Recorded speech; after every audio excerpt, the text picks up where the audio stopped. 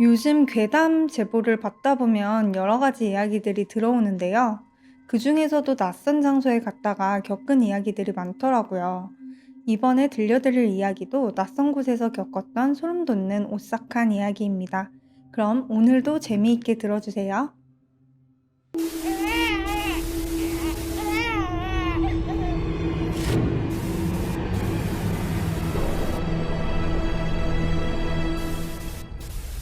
이야기의 주인공인 도윤 씨는 전국을 떠돌며 사람들을 만나고 다니는 영업사원이었습니다. 매번 일 때문에 출장을 가야 하는 도윤 씨에게는 어느새 지켜야만 하는 징크스 같은 게 하나 있었는데요. 바로 시외버스 터미널이나 역 근처의 숙박업소에서 잠을 자야만 한다는 것이었어요. 그래야만 계획했던 일들이 술술 잘 풀리는 것 같았거든요. 근데 일이 벌어졌던 그날은 동해에서 3일간 진행되는 비즈니스 미팅 행사가 있었고 업무 일정이 빠듯해서 예약을 하지 못했다고 해요. 뭐 어차피 시외버스 터미널 근처 모텔들은 항상 널널했기에 도윤 씨는 걱정 없이 바이어와의 미팅을 나갔다고 합니다. 미팅을 마치고 바이어와 술 한잔까지 걸치니 시간은 어느덧 자정이 되었습니다. 도윤 씨는 힘들었지만 좋은 업무 결과를 가졌고 계약을 따낼 수 있었기에 그날따라 고양된 기분을 느꼈다고 합니다. 그래서 도윤 씨는 동해까지 와서 내가 이렇게 큰 계약까지 성사시켰는데 기분 좀 내볼까? 하는 생각을 하게 되었습니다. 도윤 씨는 결국 일출이 가장 잘 보인다는 호텔을 찾아 바로 예약했어요. 사실 말만 호텔이지 동네 모텔보다 조금 더 나은 수준이었고 생각보다 비싸지도 않아 일출이 제일 잘 보이고 더블 사이즈의 침대가 있는 큰 룸으로 2박을 예약했습니다. 그렇게 나름 근사한 숙소에서 혼자 맥주를 마시며 마음껏 기분을 낸 도윤 씨는 매우 만족스러워하며 푹신한 침대에 누워 금세 잠이 들었습니다. 그런데 꿀잠을 자고 있던 도윤 씨의 눈을 번뜩 뜨게 하는 일이 벌어졌습니다. 그 이유는 갑자기 숙소 안에 매캐한 연기로 가득 찼기 때문이죠. 정말 바로 앞에 있는 손이 안 보일 정도로요. 호텔에 불이 난 걸까? 생각한 도윤 씨는 무작정 침대에서 내려와 수건으로 입과 코를 막았습니다. 그러곤 앞이 잘 보이지 않아 앞을 손으로 헤치며 감으로 출입문을 찾기 시작했어요. 다행히 문을 찾은 도윤 씨는 문을 열고 얼른 밖으로 나가려고 힘차게 문고리를 잡아당겼지만 문은 꿈쩍도 하지 않았습니다. 아무리 당겨도 문이 열리지 않자 마음이 급해진 도윤 씨는 문이 부서져라 두드리며 살려달라고 외치기 시작했어요. 살려주세요! 여기 사람 있어요! 살려주세요! 한참을 계속해서 소리를 지르며 문을 열려고 시도를 하던 도윤 씨는 문득 이상하다는 생각을 하게 됩니다. 분명 호텔에 불이 났으면 경보기와 스프링클러가 작동을 해야 정상이거든요. 게다가 밖이 대피하는 사람들로 소란스러워야 하는데 너무 조용한 거죠. 마치 그 공간에 도윤 씨 혼자 있는 것처럼요. 그러던 그때 연기 때문에 잘 보이지는 않았지만 뭔가 정체 모를 검은 형체가 도윤 씨를 향해 다가오는 듯한 느낌이 들었어요. 도윤 씨는 왠지 모를 불안감에 도망가야겠다 생각이 들었지만 문도 열리지 않고 앞도 잘 보이지 않아 다가오는 형체를 바라보며 슬슬 뒷걸음질치기 시작했어요. 도윤 씨는 도망도 못 치는 이 상황이 너무 무섭고 긴장돼서 숨을 잔뜩 죽인 채 온 신경을 곤두세우고 있었습니다. 계속 뒷걸음질치던 도윤 씨는 이내 더 이상 갈 곳이 없어 넘어지게 되고 그 순간 까슬까슬하고 투박한 손 같은 것이 도윤 씨의 목을 인정사정 없이 조르기 시작했어요. 도윤 씨는 그 엄청난 힘에 목을 조르고 있는 그것을 떼어내려고 발까지 바둥거리며 안간힘을 썼어요. 하지만 그것은 꿈쩍도 하지 않고 더 세게 도윤 씨의 목을 조르며 너도 죽어, 너도 죽어 라고 귓가에 속삭였어요. 그 소리에 도윤 씨는 이러다 내가 정말 죽겠구나 싶어 그것에게 벗어나기 위해 더 안간힘을 썼어요. 그러다 얼마나 발버둥을 쳤는지 옆에 있던 협탁에 머리를 박고 그 충격으로 기절했습니다. 한참 뒤 도윤 씨는 잠들어 있던 어제처럼 그대로 침대 위에서 눈을 뜨게 됩니다. 그제서야 이 모든 게 꿈이었구나 안도하게 되었어요. 실제 있었던 일처럼 꿈이 너무 생생했고 말 한마디를 할 수 없을 만큼 목감기에 걸린 것처럼 목이 찢어진 듯 너무 아팠어요. 게다가 목과 어깨가 너무 뻐근했지만 잠을 잘못 잤나 하고 넘길 수밖에 없었습니다. 사실 그렇게 믿고 싶었어요. 앞으로 중요한 미팅이 2번이나 남았는데 이런 일로 망치고 싶지는 않았거든요. 그렇게 도윤 씨는 아픈 목과 어깨를 끌고 비즈니스 미팅 행사의 둘째 날을 맞이하게 됩니다. 하지만 몸이 피곤하고 안 좋았던 탓일까요? 첫째 날과 달리 성과가 좋지 못했어요. 도윤 씨는 남은 마지막 미팅은 꼭 성공적으로 마치겠다며 다짐을 하고 귀가를 했습니다. 꿈에 시달린다고 제대로 못 자 너무 피곤하기도 했고 푹 자고 빨리 일어나게 되면 일출도 보려는 심산으로요. 곧이어 도윤 씨는 깊은 잠에 빠지게 되는데 컥컥 조여오는 숨에 도윤 씨는 또다시 눈을 뜨게 됩니다. 지난날과 같이 매캐한 연기가 가득했지만 숨이 막혀오는 이유는 달랐어요. 그 연기 사이로 자신의 머리 위에 앉아 목을 조르고 있는 남자가 보였습니다. 그 남자는 자신의 얼굴을 도윤 씨의 얼굴 위로 가까이 들이밀었는데 그 얼굴은 정말 충격적이었어요. 홍까지 빠져나간 듯 홀쭉한 볼에 연기에 그을린 듯한 얼룩덜룩한 까만 얼굴, 하나도 남아있지 않은 이빨, 잔뜩 핏대선 눈이 마치 좀비 같았다고 합니다. 거기에 까슬까슬하고 투박한 손, 어제의 꿈에서 제목을 조른 그 존재 같았죠. 도윤 씨는 그제야 지금 펼쳐지고 있는 상황이 꿈이란 걸 깨달았습니다. 자신이 도망갈 수 없다는 것 또한 느꼈대요. 하지만 어쩌겠어요. 일단 그 상황은 벗어나야죠. 그러자 문득 어제 꿈이 생각이 나게 됩니다.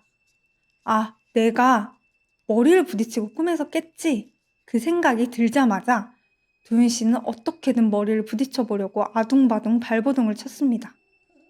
그런데 침대라 머리를 부딪혀 보려고 해도 부딪힐 곳이 없는 거예요. 그래서 좀 더 몸부림을 쳐서 바닥에 떨어져 버려야겠다 생각을 하던 찰나 너 같은 건 죽어야 돼.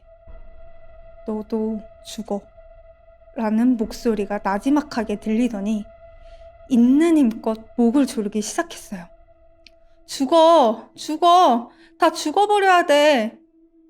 그 남자의 절규에 가까운 고함이 메아리처럼 온 방에 울려 퍼지고 있는데 그러던 그때 날카롭게 따르릉 따르릉 전화 벨소리가 들려왔습니다. 다행히 그 소리를 들은 도윤 씨는 꿈에서 깨어나게 됩니다. 꿈 때문에 긴장한 탓에 식은땀으로 온몸이 젖은 도윤 씨는 또다시 안도의 숨을 거칠게 내뱉었어요. 그러곤 계속 울리는 전화를 받았습니다. 호텔 프론트에서 온 전화였어요. 도윤 씨가 묵고 있는 옆방에서 시끄럽게 소리 지르고 싸우는 것 같다며 항의 전화가 들어왔다는 거죠. 안 그래도 꿈 때문에 예민했던 도윤 씨는 나는 몇 시간 전에 잠들어서 전화 때문에 깬 건데 무슨 소리냐고 따져 묻자 사실 어제도 비슷한 항의 전화가 들어와서 걱정이 돼서 전화를 했다고 직원의 이야기를 하는 거죠. 그 이야기를 들은 도윤 씨는 아니 항의 전화가 왔는데 왜 걱정을 하지? 라고 생각을 하면 조금 이상했지만 직원의 목소리가 진심으로 걱정하는 것이 느껴져 갑자기 잔뜩 날이 선 목소리로 짜증을 낸 것이 미안해졌습니다. 그래서 제가 아까는 갑자기 화를 내서 죄송해요. 하지만 저는 방에서 싸울 일행도 없고 혼자예요. 걱정하실 일 없으니 걱정하지 마세요. 라고 말을 하며 전화를 끊었습니다. 전화를 끊은 도윤 씨는 꿈이 너무 찝찝했어요. 하지만 어제 꾼 꿈이 너무 생생하고 무서웠기 때문에 무의식 중에 꿈을 신경 쓴 탓에 또다시 비슷한 꿈을 꾼 것이라고 생각했습니다. 게다가 한편으로는 징크스를 어겼기 때문에 이 사단이 났나 싶기도 했고요. 아직 이른 새벽이었기에 땀을 닦고 다시 잠을 취해보려던 도윤 씨는 팔 하나 움직일 수 없는 고통을 느낍니다. 엄청난 근육통이 몰려왔다고 해요. 그러자 도윤 씨는 다음날 미팅이 걱정이 됐어요. 마지막 미팅인데 목조차도 돌아가지 않았으니까요. 도윤 씨는 병원에 가봐야 하나 싶었지만 근육통으로 어느 누가 응급실에 가겠어요? 움직일 힘도 없었고요. 그러던 중 도윤 씨는 각 티슈에 쓰인 맹인 마사지 전단을 발견합니다. 그래서 도윤 씨는 혹시나 하는 마음에 지푸라기라도 잡아보자는 심정으로 전화를 걸어보았대요. 운이 좋았던 걸까요? 영업을 한다며 곧 찾아가겠다는 대답을 들을 수 있었습니다. 똑똑똑.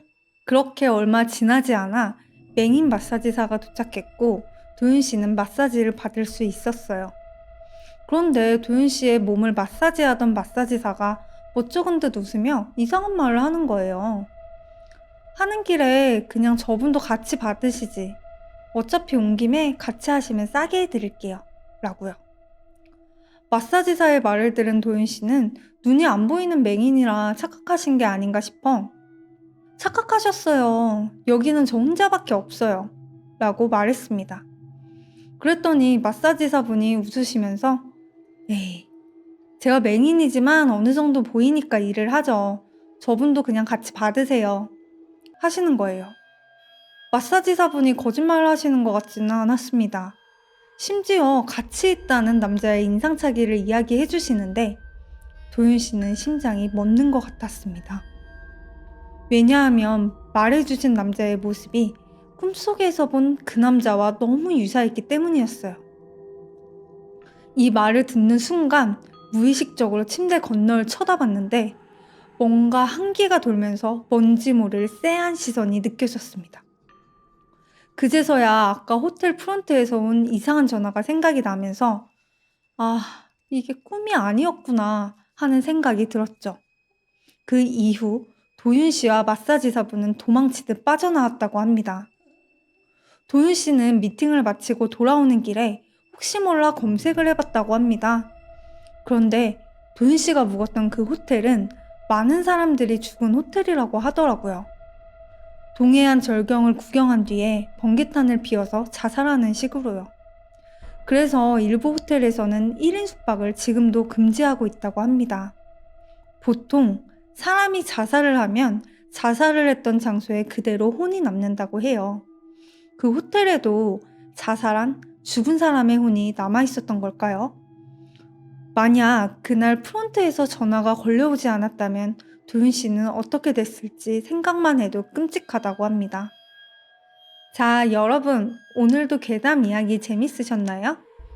저희 스튜디오 요신 괴담랩에서는 여러분들이 실제 겪었던 무서운 이야기나 기묘한 사연을 제보받고 있습니다. 하단의 더보기란에 있는 요신 카페나 이메일로 보내주시면 됩니다. 채택 시 소정의 상품도 준비되어 있으니 많은 관심 부탁드립니다. 그럼 저는 다음 시간에 더 재미있는 괴담으로 찾아오겠습니다. 구독, 좋아요, 알림 설정 잊지 마세요. 안녕. 여러분들은 여가 시간을 어떻게 보내시나요? 저는 요즘 반려식물을 키우고 운동을 하면서 여가 시간을 보내고 있어요. 모두 다 똑같겠지만 저 역시도 좋아하는 것들을 하고 있으면 힐링도 되고 시간 가는 줄 모르겠더라고요.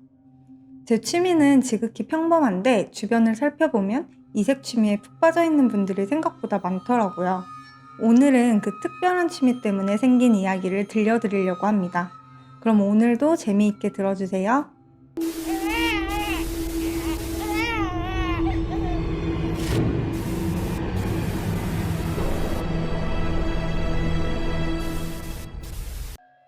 이 이야기는 윤미님이 제보해 주셨습니다. 생생한 이야기 전달 위해 지금부터는 제가 윤미님의 시점으로 이야기해 드릴게요. 저에게는 아주 고급스러운 취미가 하나 있습니다. 그건 바로 빈티지 접시 수집. 이게 왜 고급스러운 취미냐면 돈이 정말 많이 들기 때문인데요. 이 접시가 언제 만들어졌는지, 얼마나 오래된 건지, 보관 상태에 따라 가격이 천차만별이거든요. 아직은 제가 뻔한 월급쟁이이다 보니 너무 고가의 접시들은 수집하지 못하지만 모아둔 접시들이 하나, 둘 장식장에 채워질 때마다 그 벅차오르는 뿌듯함에 월급 타는 날만 항상 손꼽아 기다린답니다. 한 달 동안 수고한 나에게 주는 선물 같은 거랄까? 여느 때처럼 잠을 자기 전 누워서 핸드폰으로 혹시나 중고거래 사이트에 마음에 드는 접시가 올라왔나 보고 있었어요. 중고거래 사이트를 이용하면 간혹 저렴하게 마음에 드는 접시를 구매할 수는 있었지만 가격 저렴하고 상태 좋은 물건은 금방 팔려버려서 키워드를 다양하게 설정해 놓고 새 글이 올라올 때마다 확인하곤 했습니다. 그때 띵동 하며 알림이 울려 확인해보니 제가 모으고 있던 접시 컬렉션의 일부가 중고거래 어플에 나온 거죠. 그것도 엄청 저렴한 가격으로. 그중 제가 수집하지 못한 구하기 힘든 접시가 눈에 띄었습니다. 저는 콩닥콩닥 뛰는 마음을 안고 아직 판매 전인지 판매자에게 채팅을 했어요. 이렇게 귀한 물건은 올리자마자 팔려버릴 때도 많거든요. 다행히 늦은 밤이라 그런지 판매 전이라고 해서 내일 만나 접시를 구매하기로 했습니다. 다음날 퇴근 후 접시를 구매하기 위해 약속 장소인 근처 공원으로 갔습니다. 그렇게 판매자를 만났는데 혹시 몰라 다른 접시도 가지고 왔다고 같이 보여주신다는 거예요. 그러곤 접시 8개를 쭉 펼쳐 놓으셨는데 와, 어떻게 보관하셨는지 접시가 하나같이 상태가 너무 좋아 보였어요.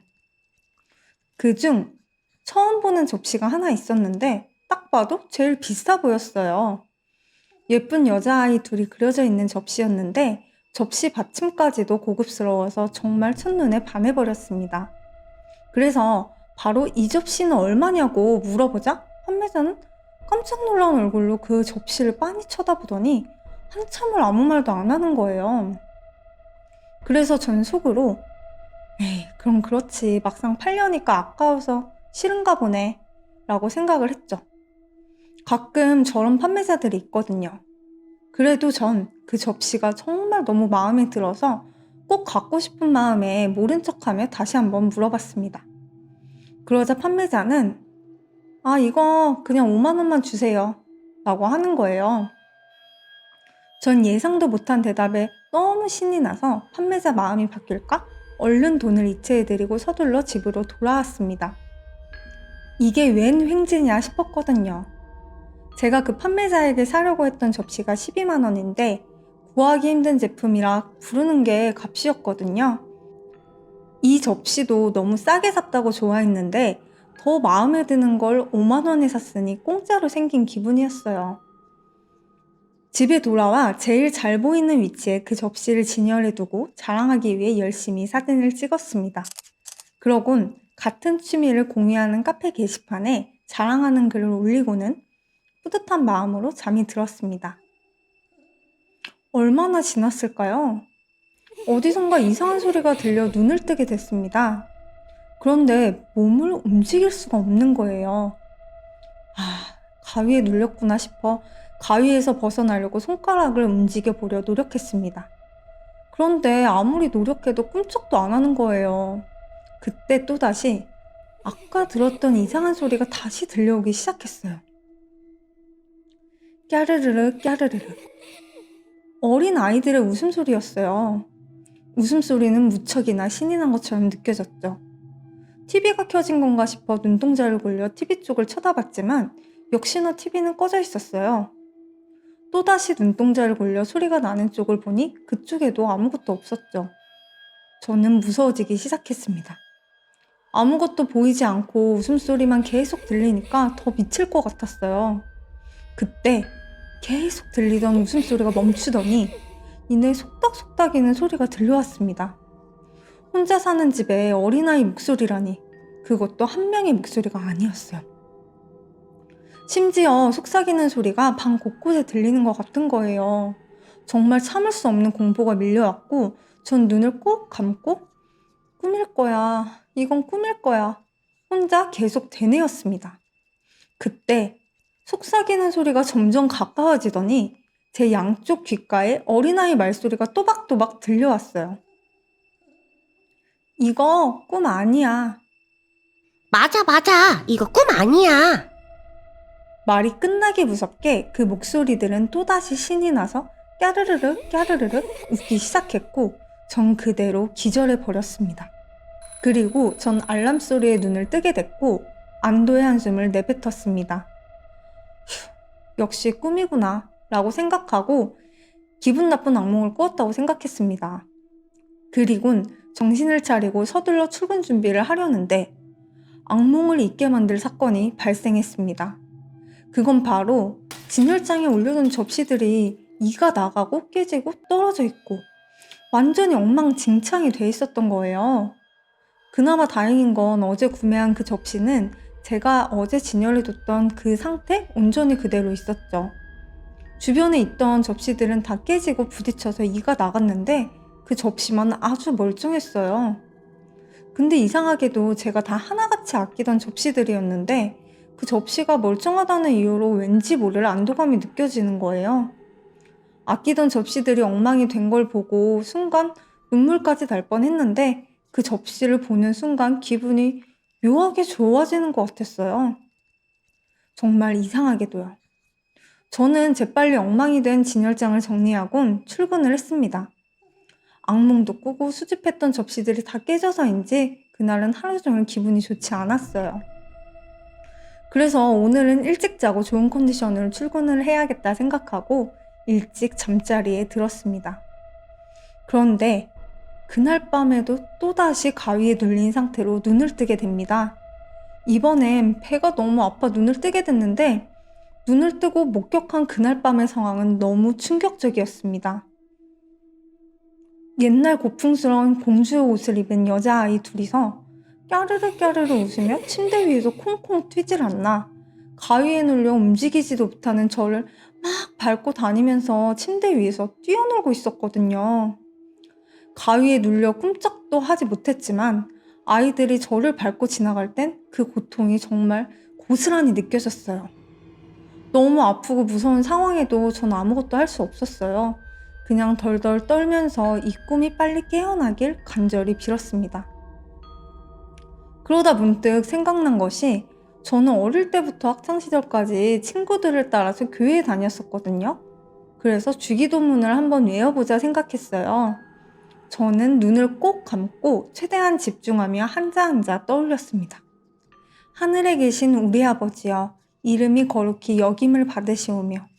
그때 갑자기 아이들이 뛰어노는 것을 멈추고 주변이 고요해졌습니다. 너무 고요해서 제 숨소리만 들려왔습니다. 그래서 와, 주기도문이 효과가 있는 건가? 생각하며 조심스레 눈을 떴는데 여자아이 둘이 제 머리맡 양쪽에 쭈그리고 앉아 제 얼굴을 빤히 쳐다보며 입을 손으로 틀어막은 채 재밌다는 듯 킁킁대며 웃음을 참고 있었어요. 그 모습을 본 저는 또다시 기절해 버리고 맙니다. 다음날 저는 온몸이 땀범벅이 되어 일어났습니다. 도저히 이 컨디션으로는 출근을 해도 일이 힘들 것 같아서 병가를 내고 집에서 쉬기로 했어요. 이틀 동안 악몽 때문에 못 잔 잠도 자야겠다 생각했죠.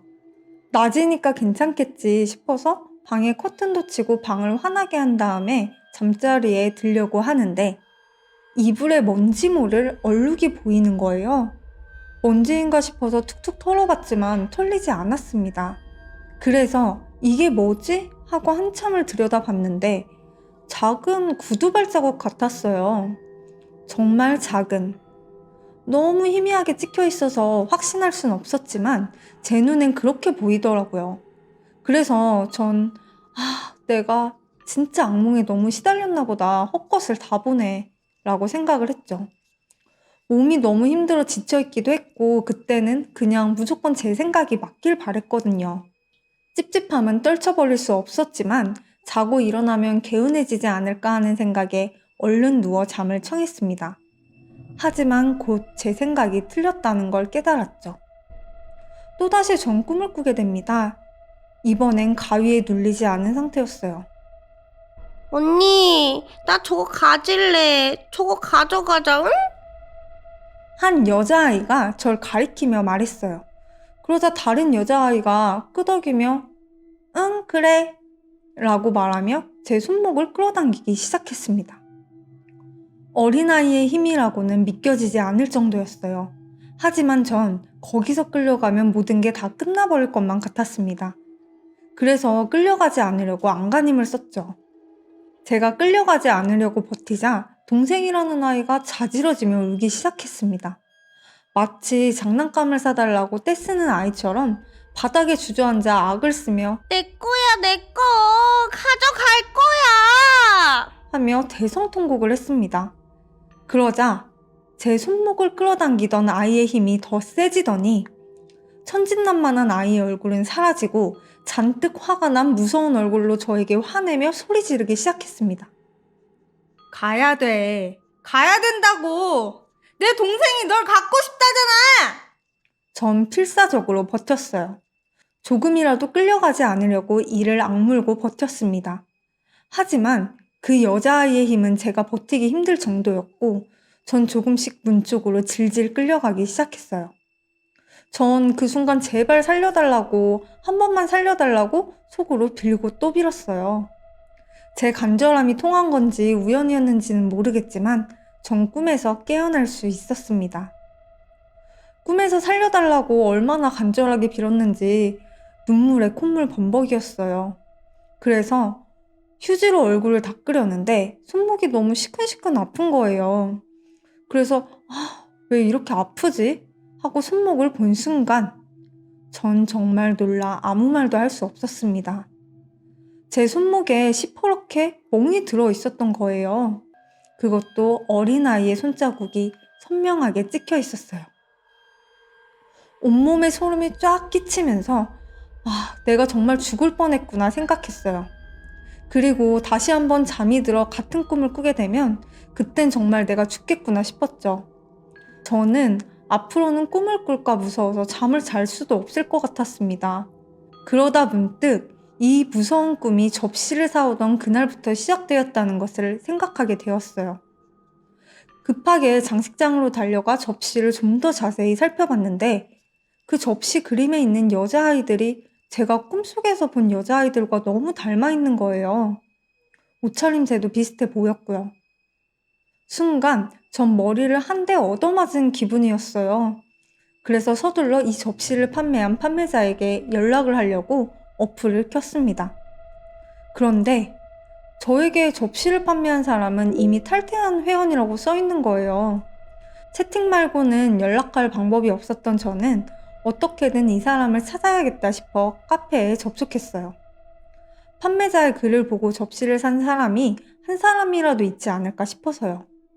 그런데 제가 3일 전에 올렸던 글에 이렇게 댓글이 달려있더라고요. 왜 저기에 있지? 이건 또 무슨 소리인가 싶어 댓글을 달았던 사람에게 채팅을 신청했고 그 사람의 대답은 정말 놀라웠습니다. 사실 그 접시는 몇 년 전 어느 빈티지 가게에서 구매했던 접시인데 그 당시 사장님께서 말하길 50-60년 정도 된 접시라고 소장 가치가 매우 높다고 하셔서 그 말에 혹해서 구매를 했다고 합니다.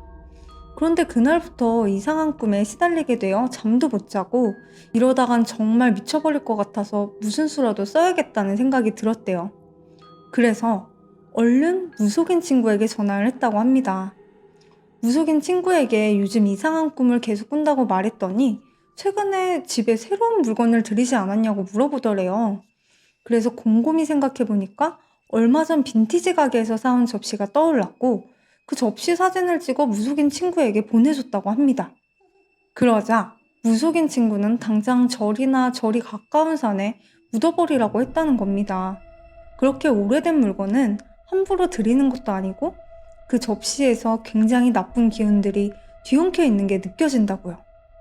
그래서 그 이야기를 듣자마자 접시를 챙겨 집 앞에 두고 챙길 것이 있어서 집에 잠깐 들어갔다가 나왔는데 몇 분도 지나지 않아 접시가 감쪽같이 사라졌다는 거예요.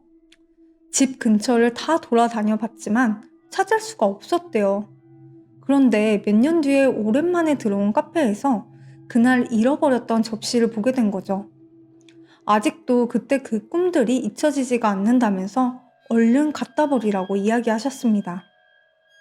이야기를 들은 전 이제서야 그동안 있었던 일들이 이해되기 시작했어요.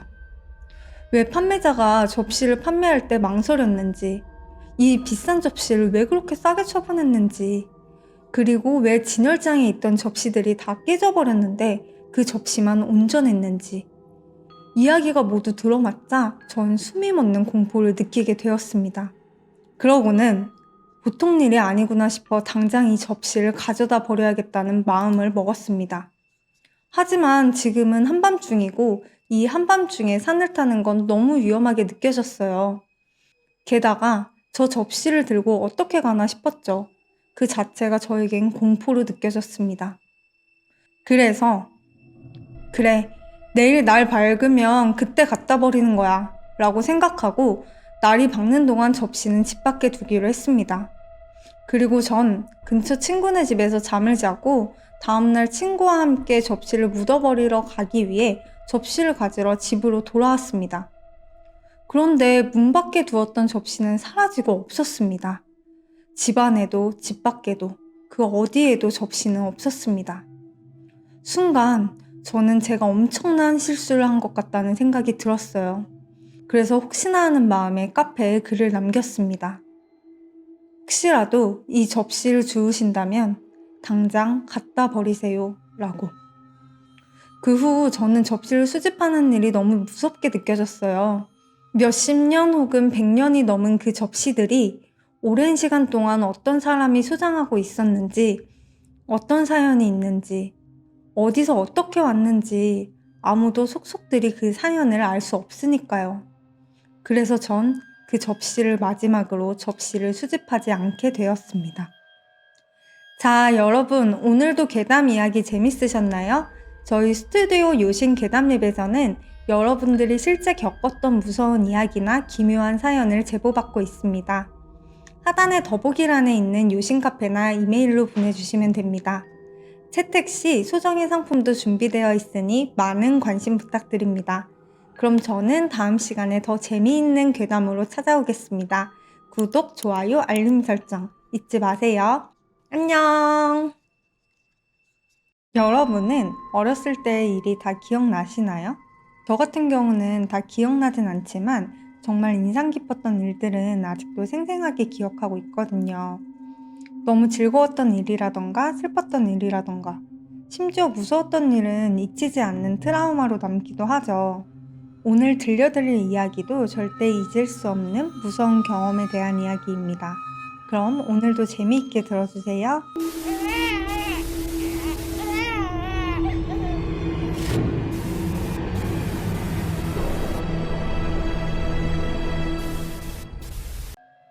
이야기는 어린 소년들의 철없는 장난으로 시작합니다.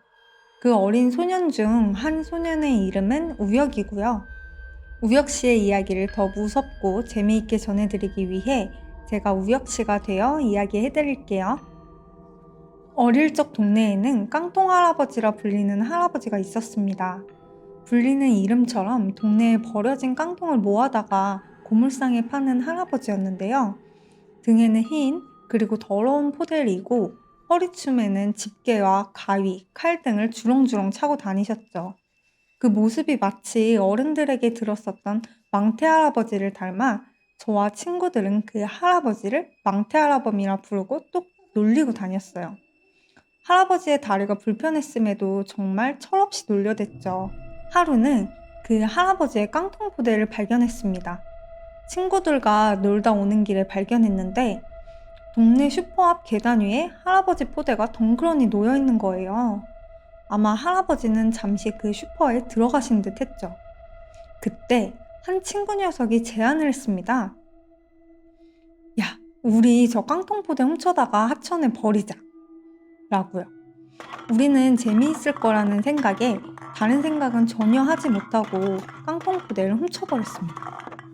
한 녀석이 슈퍼에 들어가 망을 보고 나머지 녀석들이 포대를 훔쳐 달아나는 식으로요. 그렇게 저와 친구들은 포대를 들고 달렸습니다. 그런데 포대 안의 깡통들이 달그락거리며 요란한 소리가 나더라고요. 할아버지는 그 소리를 듣고 냉큼 우리를 쫓아오셨죠. 할아버지는 다리가 불편했기 때문에 절뚝거리면서 쫓아오셨어요. 하천은 큰 길을 건너야 했는데 저희는 때마침 바뀐 빨간불 때문에 건너지 못하고 발만 동동 굴렀습니다. 할아버지가 거의 다 쫓아오셨는데 길을 건너지 못했으니까요. 드디어 초록불로 바뀌고 길을 건너 하천으로 뛰었는데 할아버지가 너무 가까이 쫓아오신 거예요. 잡히면 너무 많이 혼날 것 같다는 생각이 들어서 포대를 바닥에 휙 던져버리고는 냅다 도망쳐 버렸습니다. 그런데 할아버지가 저희를 쫓아오시다가 그만 돌부리에 걸려 넘어지신 거예요. 신음을 참으며 매우 아파하셨죠.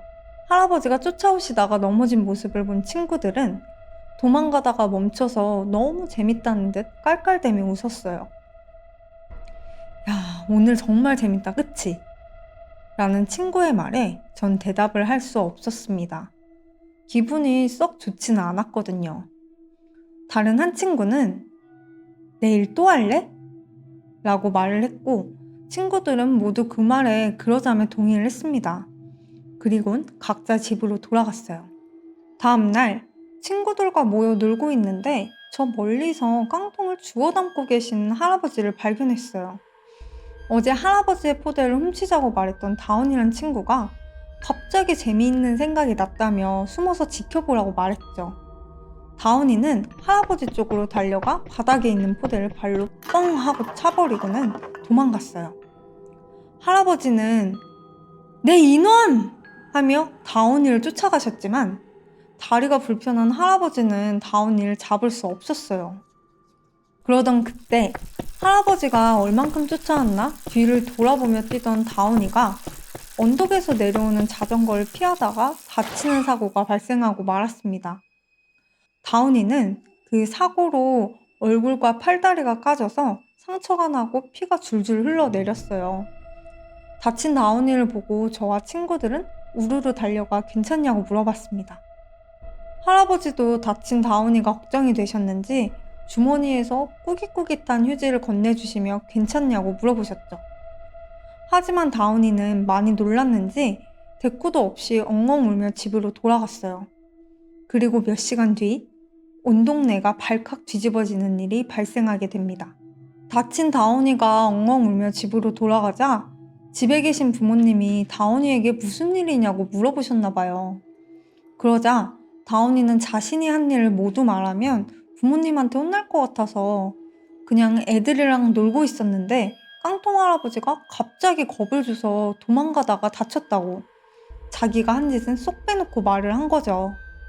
그 길로 다운이 부모님은 할아버지를 찾아가서 할아버지에게 동네에서 쫓아내겠다느니 더럽다느니 모진 말들을 모두 쏟아내셨다고 합니다.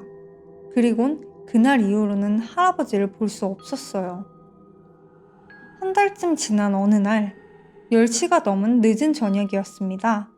어머니께서 야근한 아버지가 드시려고 하니 두부 한 모와 콩나물을 사오라고 심부름을 시키셨죠. 저는 투덜대긴 했지만 돈을 받아 심부름에 나섰죠.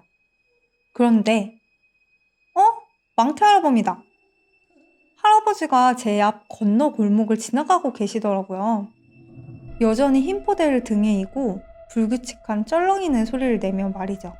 저는 오랜만에 마주친 깡통 할아버지가 반갑고 신기했는지 저도 모르게 따라갔습니다. 가까이에서 보니 할아버지는 좌우로 흐느적거리며 발을 옮기고 있었어요. 이전보다 발을 옮기는 게 더 힘겨워 보였죠. 그래서 저는 할아버지가 우리를 따라오다가 넘어지셨을 때 그때 더 다치셨나 보다 하고 생각을 했어요. 그런데 자세히 보니 엄청 무거운 것을 이고 있는 것처럼 보이더라고요. 포대도 평소보다 크고 두터워 보였고 그 안엔 무언가가 꾸물거리고 있는 것처럼 보였어요. 저는 포대에 뭐가 들어있는 거지? 라는 의문이 생겨서 할아버지를 계속 뒤쫓았습니다. 몰래 뒤쫓다가 문득 심부름 가던 길이라는 사실이 떠올랐어요. 더 늦으면 어머니께 많이 혼날 것 같아서 궁금함은 뒤로 하고 슈퍼로 향했습니다. 그러다 슈퍼로 가던 중에 어디선가 본 듯한 신발 한 짝을 발견했어요. 분명 그 신발 어디선가 본 듯한데 아무리 생각해봐도 생각이 나지 않아서 그냥 지나쳐 버렸습니다. 다음날 저는 친구들에게 어젯밤에 본 망태 할아버지에 대해서 이야기를 했어요. 친구들은 할아버지가 돌아왔으니 다시 놀리러 가자며 좋아했죠. 그러던 그때 교실 안으로 다운이의 어머니가 헐레벌떡 뛰어 들어오셨습니다. 다운이 못 봤니? 어머니가 울먹이시며 물어왔습니다. 다운이가 어젯밤에 집도 안 들어오고 실종되었다는 거예요. 좁았던 시골 마을이었기 때문에 그 사실이 금세 소문이 났고 동네 사람들 모두가 다운이를 찾아 나섰습니다. 다운아! 다운아! 저는 그때까지도 가볍게 생각하고 있었습니다. 친구들하고도 다운이 녀석은 어디에 숨어 있을 거라고 떠들기도 했죠. 하지만 몇 시간 뒤 대성통곡하고 있는 다운이네 어머니를 보게 되었습니다. 어제 제가 본 신발을 껴안고 울고 있는 다운이네 어머니를요. 그제야 그 신발이 다운이의 신발임을 알게 되었습니다. 저는 순간 너무 무서웠어요. 어젯밤 마주친 할아버지가 다운이를 잡아간 건 아닐까 하고요. 또 할아버지가 정말 다운이를 잡아간 거라면 저도 잡혀갈 수 있다는 생각에 무서워서 부모님께 사실대로 말씀드렸습니다. 부모님께선 이야기를 듣더니 저를 데리고 곧장 다운이네로 달려가 다운이네 부모님에게 이 이야기를 전했습니다. 이야기가 끝나자마자 저희는 모두 곧장 할아버지 댁으로 달려갔어요. 하지만 문이 부서져라 두드려봐도 어떤 소리도 들리지 않았습니다. 인기척 또한 느껴지지 않았어요. 그러자 다운이네 아버지가 담을 넘어 집 안으로 들어가셨고 곧이어 비명소리가 들려왔습니다. 할아버지는 이미 돌아가신 상태였어요. 이후 알고 보니 돌아가신 지 한 달이 조금 안 되었다고 하더라고요. 저는 죄책감이 들었습니다. 왠지 저희 때문에 할아버지께서 돌아가신 것 같았거든요. 그 이후 저는 부모님께 크게 혼났습니다. 할아버지를 봤다고 거짓말한 일에 대해서요. 할아버지를 봤다고 말씀드린 건 거짓말 아니라고 확실하게 할아버지를 봤다고 부모님께 재차 말씀드려봤지만 소용없었습니다. 되돌아온 건 부모님의 회초리 뿐이었어요. 저는 너무 억울해서 집 밖으로 뛰쳐나왔습니다. 제 행동이 괘씸했는지 부모님도 뛰쳐나가는 저를 잡지 않으셨어요. 그렇게 시간은 점점 흘렀고 점차 어두워졌습니다. 가로등 불빛도 소용없었어요. 그렇게 늦은 시간까지 밖에 있어 본 게 처음이라 외롭고 무서웠습니다. 마을 어귀에 있던 정자에 홀로 쓸쓸하게 누워있던 저는 집에 다시 돌아갈까 생각했어요. 그러던 중 저 멀리 지나가는 깡통 할아버지를 보게 되었습니다. 너무 놀란 저는 두 눈을 비비고 다시 확인해 보았습니다. 분명 확실히 할아버지였어요. 할아버지 등포대에는 저번에 본 것처럼 무거운 무언가를 이고 계셨고 힘들게 한 발 한 발 옮기며 걷고 계셨죠. 저는 돌아가신 할아버지가 제 눈앞에 있다는 사실이 너무 무서워졌습니다. 하지만 한편으로는 혹시나 하는 생각에 덜덜 떨면서 할아버지를 뒤쫓아갔어요. 할아버지 포대에 다운이가 들어가 있는 건 아닌가 싶어서요. 할아버지에게 들킬까 숨죽이며 천천히 뒤쫓고 있는데 갑자기 감쪽같이 할아버지가 사라지신 거예요. 주변을 둘러봐도 찾을 수 없었어요. 그 순간 바로 뒤에서 달그락달그락 소리가 들려왔습니다. 뒤돌아본 저는 그대로 온몸이 얼어붙고 말았어요. 바로 뒤에 할아버지가 서 계셨거든요. 그것도 정말 화가 잔뜩 난 무서운 얼굴로요. 저는 너무 깜짝 놀라 앞만 보고 달리기 시작했습니다. 제가 도망치자 할아버지도 달그락달그락 소리를 내며 빠른 속도로 쫓아오셨어요. 예전이라면 다리가 불편해서 절대 못 쫓아오실 거리인데 할아버지는 엄청난 속도로 절 쫓아오셨습니다.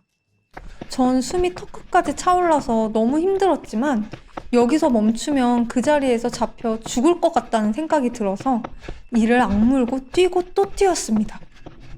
하지만 할아버지는 제 뒤를 바짝 쫓으셨고 할아버지가 제 어깨를 훅 잡아채던 그 순간 눈을 떴습니다. 꿈이었어요. 마을 정자에 누워있다 깜빡 잠이 들었던 거예요. 전 다행이다 생각하며 안도의 숨을 내뱉었습니다. 그러던 그때 또다시 달그락달그락 깡통들이 마구 부딪히는 소리가 들려왔어요. 소리는 점점 커지더니 이내 바로 옆에 있는 것처럼 엄청 크게 들려왔죠. 너무 놀란 저는 뒤를 돌아봤고 칠흑같이 어두워서 잘 보이지는 않았지만 저 멀리서 시커먼 형체가 빠른 속도로 이곳을 향해 달려오는 것 같았어요. 전 먼지 모를 공포감에 손 하나도 까딱하지 못하고 얼어붙은 채로 그곳을 바라봤습니다. 그 까만 형체는 점점 가까워졌고 자세히 바라보니 깡통 할아버지였습니다. 아까 꿈에서 본 것과는 달리 할아버지의 포대는 가벼워 보였고 할아버지는 저를 향해 하며 달려오셨어요. 온몸이 얼어붙은 저는 아무것도 하지 못하고 너무 무서워서 두 눈을 질끈 감은 채로 이 순간이 끝나기만을 간절히 빌었죠. 바로 그때 찰싹 누군가 뺨을 때리는 느낌에 눈을 떴습니다. 또 꿈이었던 거죠. 어머니는 울먹이시면서 우혁아, 이제 정신 들어? 라고 말씀하셨어요. 집을 뛰쳐나간 저를 찾아다니시던 어머니께서 잠들어 있던 절 발견하고는 마구 흔들어 깨웠는데 제가 한참 동안 깨어나질 않았다는 거예요. 그래서 뺨까지 때리신 거죠. 저는 그 순간 왈칵 울음이 쏟아져 엉엉 소리내며 울었습니다. 잘못했어요. 정말 잘못했어요. 다시는 안 그럴게요. 하면서요. 어머니는 도대체 왜 그러냐고 무슨 일이었냐고 물어보셨죠. 저는 어머니께서 우리 때문에 할아버지가 돌아가신 것 같다고, 그래서 할아버지가 우리를 다 잡아가려고 하시는 것 같다고, 꿈에서도 2번이나 날 잡아가려고 하셨다고 이야기했습니다. 그 이야기를 들은 어머니는 저를 어디론가 데려가셨어요. 그곳은 할아버지의 장례식장이었습니다. 평소 할아버지를 챙겨주시던 슈퍼 아주머니께서 가족이 없는 할아버지를 위해 조촐하게나마 빈소를 마련해 주셨더라고요. 어머니는 할아버지께 진심으로 용서를 구하라고 하셨어요. 그럼 할아버지께서도 용서를 받아주실 거라고요. 저는 정말 진심으로 잘못했다고 빌었습니다. 그리고 할아버지께 좋은 곳으로 가셨으면 좋겠다고, 거기선 꼭 행복하셨으면 좋겠다라고 할아버지의 명복을 빌었습니다. 슈퍼 아주머니께서는 원래 할아버지가 지병이 있으셨다고 위로를 해주셨지만 너무 죄송하단 마음이 들었어요. 그래서 눈물이 멈추질 않았죠. 함께 가신 어머니도 저와 같이 우셨어요. 그리곤 죄송합니다, 죄송합니다라는 말을 계속 되뇌이셨습니다. 그날 이후 할아버지께서 저를 용서해 주셨는지 제 마음의 짐이 줄어들어서인지는 모르겠지만 저는 더 이상 할아버지를 만나지 않았습니다. 꿈속에서조차도요. 자, 여러분, 오늘도 괴담 이야기 재미있으셨나요? 저희 스튜디오 요신 괴담랩에서는 여러분들이 실제 겪었던 무서운 이야기나 기묘한 사연을 제보받고 있습니다. 하단의 더보기란에 있는 요신 카페나 이메일로 보내주시면 됩니다. 채택 시 소정의 상품도 준비되어 있으니 많은 관심 부탁드립니다. 그럼 저는 다음 시간에 더 재미있는 괴담으로 찾아오겠습니다. 구독, 좋아요, 알림 설정 잊지 마세요. 안녕!